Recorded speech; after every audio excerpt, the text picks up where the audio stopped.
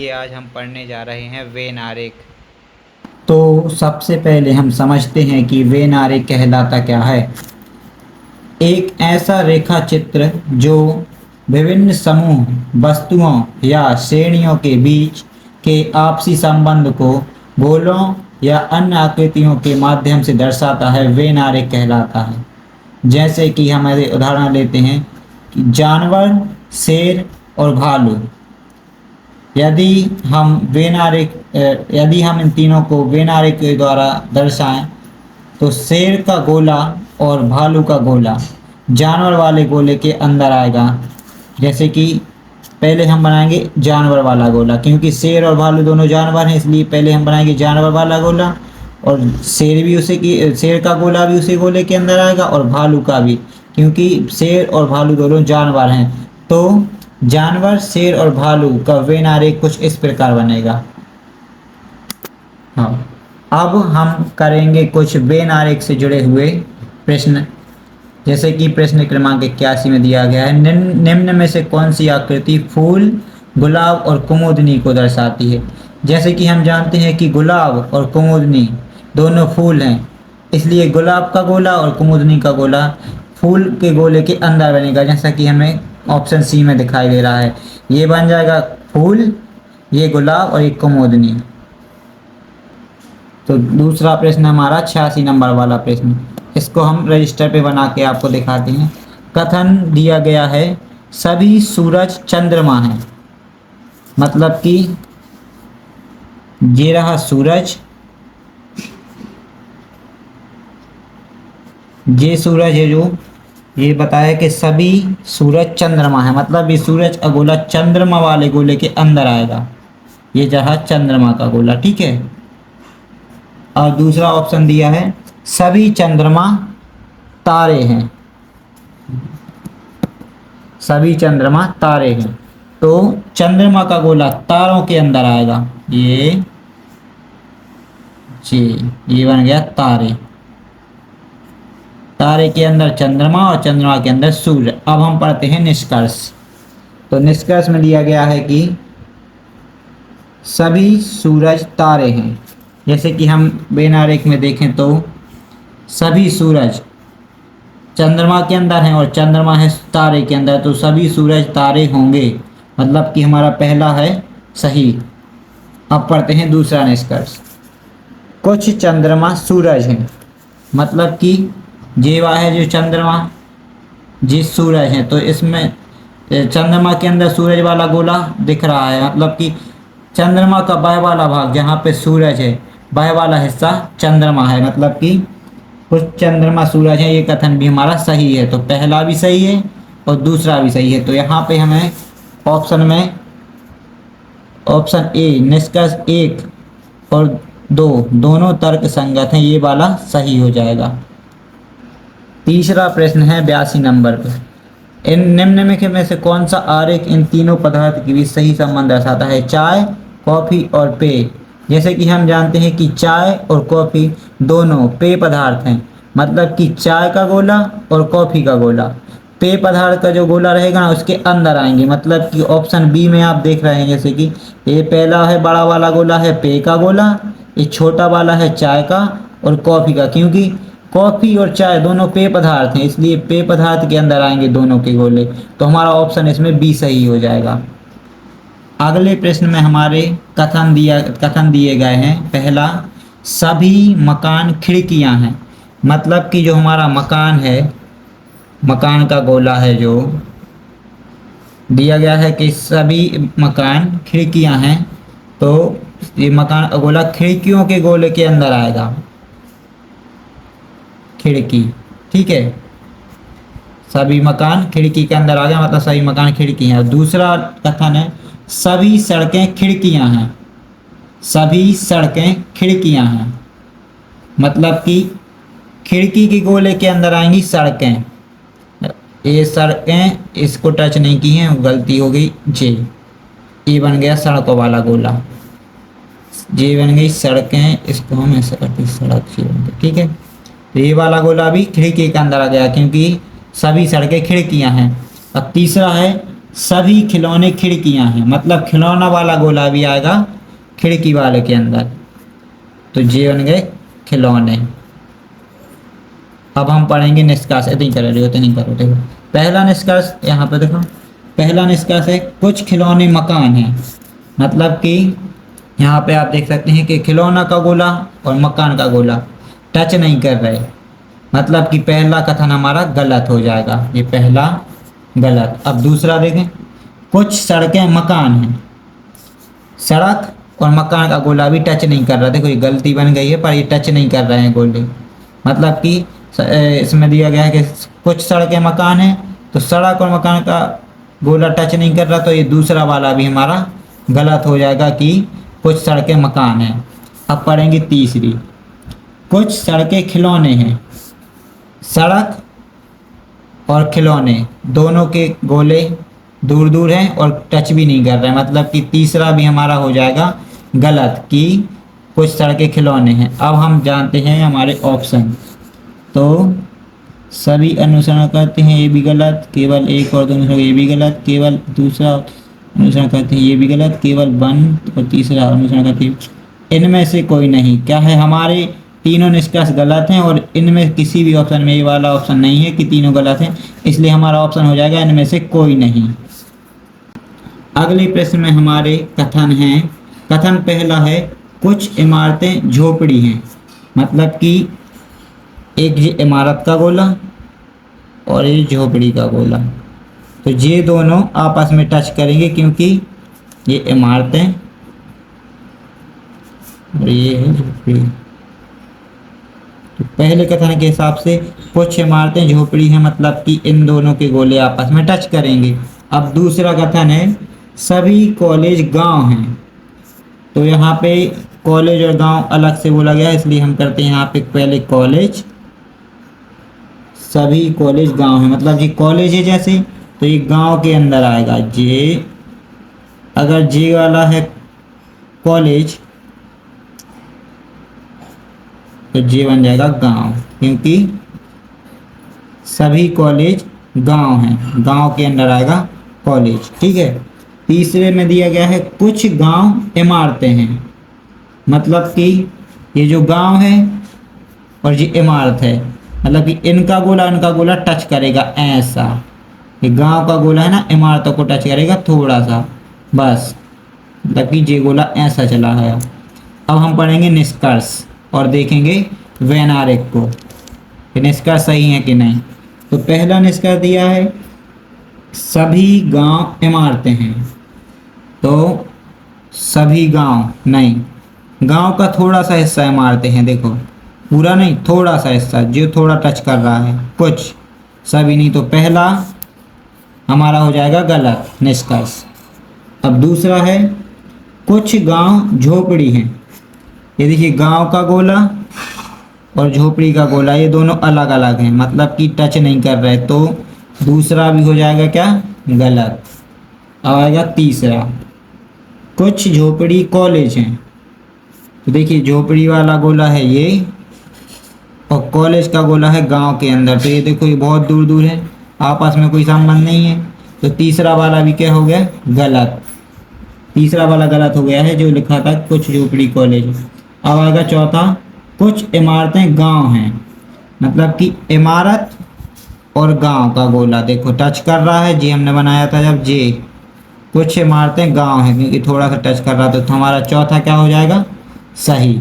अब हमें ऑप्शन देखने हैं कि ए में दिया है केवल एक और तीसरा अनुसरण करते हैं, ये गलत है, केवल एक और दो अनुसरण करते हैं, ये भी गलत, केवल आई भी मतलब कि चौथा जो कि हमने सही निकाला था इमारत वाला, केवल चौथा अनुसरण करता है, ये वाला तो सही है, केवल एक अनुसरण करता है, ये भी गलत है, मतलब हमारा ऑप्शन है सी, ये सी वाला हो जाएगा सही।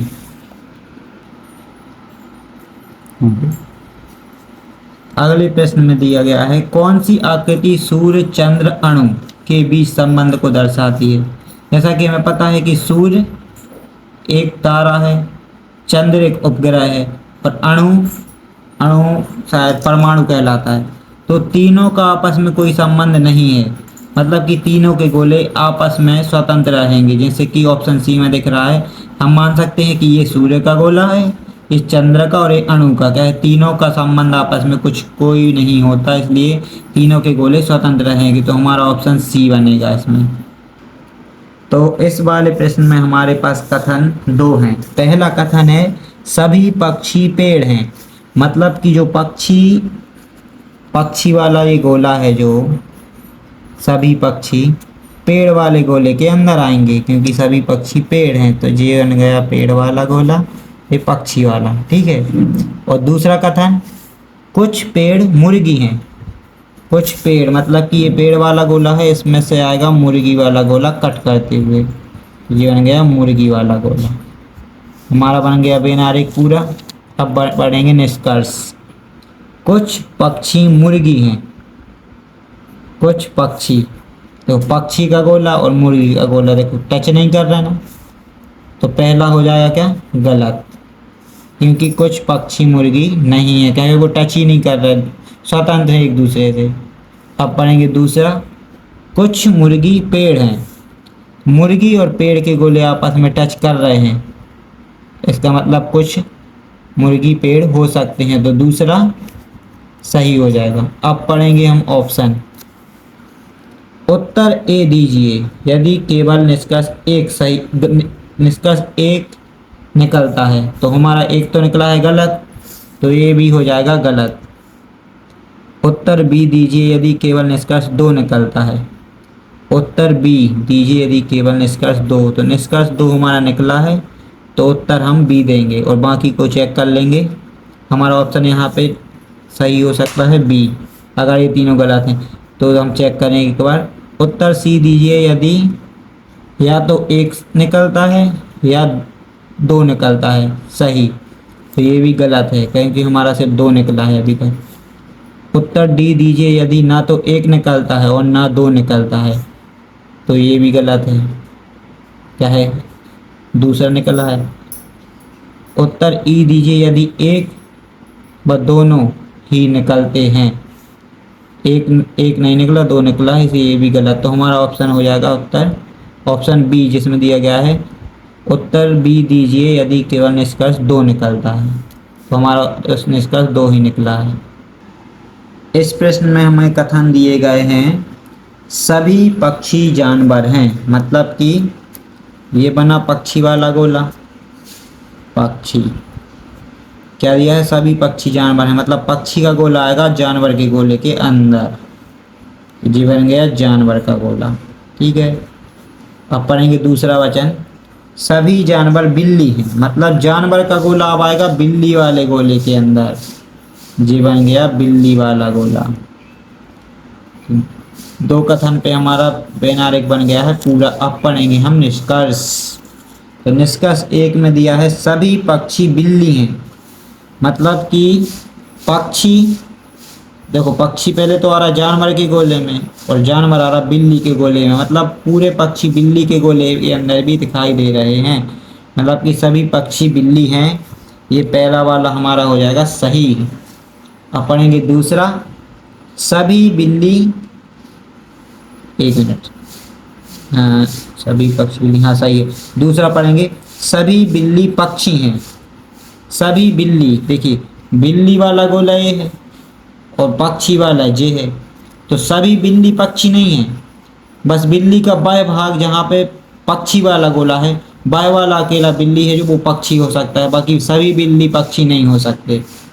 बिल्ली का कुछ भाग पक्षी हो सकता है जहाँ पे पक्षी का गोला है ना, तो सभी बिल्ली पक्षी हैं ये बात गलत है, कुछ बिल्ली पक्षी हैं ये बात सही हो सकती है, पर इसका में तो दिया है कि सभी बिल्ली पक्षी हैं, तो ये दूसरा वाला हमारा गलत माना जाएगा, क्योंकि सभी बिल्ली नहीं कुछ बिल्ली पक्षी हो सकते हैं, क्योंकि थोड़ा सा हिस्सा बिल्ली का जो थोड़ा सा हिस्सा है वो पक्षी के गोले से दबा हुआ दिख रहा है।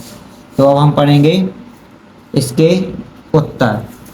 उत्तर में हमें हमारा देखो यहाँ पे सेकंड ऑप्शन सही है, तो यहाँ पे देखो उत्तर ए दीजिए यदि केवल निष्कर्ष एक निकलता है, तो ये वाला है गलत, क्योंकि हमारा निष्कर्ष एक नहीं दो निकला है ना। ऑप्शन बी यहाँ पे गलती हो गई थी, ये वाला गलत है, ये वाला सही निकाला ना अपन ने। तो शुरू से करते हैं। देखो ऑप्शन ए दीजिए यदि केवल निष्कर्ष एक निकलता है। तो यहाँ पे हमारा ऑप्शन एक ही निकला है ना, तो ये पहले ही ऑप्शन हमारा सही हो जाएगा, ऑप्शन ए। और बाकी सबको हम चेक करेंगे तो देखो ऑप्शन बी दीजिएगा यदि केवल निष्कर्ष दो निकलता है, तो दो नहीं निकला, हमारा एक निकला है ना। ऑप्शन सी दीजिए यदि या तो एक निकलता है या दो निकलता है, तो ये तो हमेशा गलत रहेगा, ये ऑप्शन गलत ही रहेगा हमेशा, या वाला। ऑप्शन डी दीजिए यदि ना तो एक निकलता है और ना दो, तो दो में से दोनों नहीं, एक तो निकला है इसलिए ये गलत। ई दीजिए यदि ये एक व दोनों ही निकलते हैं, तो ये भी गलत है क्योंकि एक ही निकला हमारा। यहाँ पे हमारा सही ऑप्शन हो जाएगा ऑप्शन ए, जिसमें दिया गया है ए दीजिए यदि केवल निष्कर्ष एक निकलता है। अगले प्रश्न में हमारे पास कथन दिए गए हैं कि कुछ कप फूल हैं, मतलब कि ये फूल और एक कप, कुछ कप फूल हैं, ये दोनों आपस में गोले टच करेंगे। तो दूसरा कथन है कुछ फूल बक्से हैं, मतलब यहाँ पे आएगा बक्से का गोला, ये फूल के साथ टच करेगा, ये आएगा बक्सा, ठीक है। तीसरा कथन है सभी बक्से बाघ हैं, मतलब कि बक्से का गोला पूरा आएगा बाघ के गोले के अंदर। देखो जी बाघ का गोला, जी बन गया बाघ, ठीक है जी, आ गया जी, बन गया बेनारे पूरा हमारा, ठीक है। अब देखो निष्कर्ष में बताया गया है कि कुछ बाघ कप हैं। यहाँ देखो ये बाघ का गोला है, ये कप का गोला है, बाघ और कप का गोला टच नहीं कर रहा आपस में, तो पहला वाला हो गया गलत। अब दूसरा देखो, ये है दूसरा, कुछ बाघ फूल हैं, मतलब कि देखो ये बाघ का गोला और फूल का गोला देखो टच कर रहे हैं आपस में, एक दूसरे को घल के आए हैं, तो दूसरा वाला हो गया सही, ठीक है। कुछ बाघ फूल हैं, ये कथन सत्य है, निष्कर्ष सत्य है। और तीसरा है कुछ बक्से कप हैं, कुछ बक्से मतलब कि बक्सा, यहाँ देखो ये बक्सा वाला अंदर वाला गोला है, ये वाला, तो ये है बक्से का गोला। कुछ बक्से कप हैं, तो कुछ बक्से कप है, नहीं देखो बक्से का गोला ये है, कप का गोला ये है, इतने दूर देखो टच नहीं कर रहे, तो तीसरा वाला क्या है गलत, ठीक है। यहाँ पे क्या दिया है चौथा, कोई भी बाघ फूल नहीं है। तो देखो यहाँ पे अभी बात समझो कि इसका समझ दिया गया है कोई भी बाघ फूल नहीं है, तो यहाँ पे हमें दिख रहा है कि बाघ का गोला फूल को कट कर रहा है, मतलब कि बाघ का ये वाला हिस्सा देखो जो फूल में है, ये वाला हिस्सा बाघ, यहाँ के बाघ फूल हो सकते हैं क्योंकि ये वाला हिस्सा फूल के गोले के अंदर है। तो निष्कर्ष में दिया है कि कोई भी बाघ फूल नहीं है, ये हो जाएगा गलत, क्योंकि कुछ बाघ फूल हो सकते हैं। इस बात को अच्छे से समझो कि कोई भी बाघ फूल नहीं है, ये कथन गलत है ना। तो हमारा यहाँ पे ऑप्शन सिर्फ निकला है कौन सा, ऑप्शन 2 ये वाला, कुछ बाघ फूल हैं। अब हम पढ़ेंगे ये ऑप्शंस। कोई नहीं निकलता है, तो ये पहले गलत है। केवल या तो 2 अथवा 4, मतलब कि सेकंड या फोर्थ, तो ये भी गलत, क्योंकि हमारे पास से ये वाला निकला है कुछ बाघ फूल है वाला, ये वाला।